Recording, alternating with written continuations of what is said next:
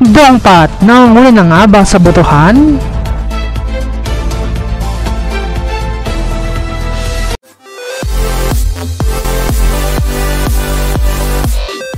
Naglabas na nga ng latest tally of votes ang PBB at Maya. Nakita nga rito na nangunguna sa botohan ang housemate D na kung saan may mataas na votes to save. Nag-assume nga ang netizens na ang Dongpat ito dahil sa resulta nga ng botohang nakaraan na nangunguna nga sila.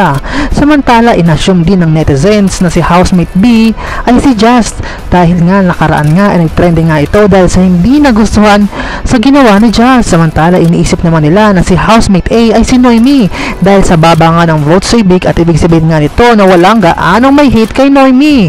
Samantala, ina-assume naman nila na si housemate C ay si Bricks dahil sa votes so ibig naman na maaaring naka-apekto din dahil sa issue na may kinalaman sa Dongpat. Ibig sabihin kaya nito na ang Dongpat na o sila Dingdong at Patrick na kaya ang nangunguna. Samantala, nangangalib na nga sila Just, Bricks at Noemi. Kaya naman, keep on voting guys at abangan na magiging resulta sa Pinoy Big Brother Gen 11.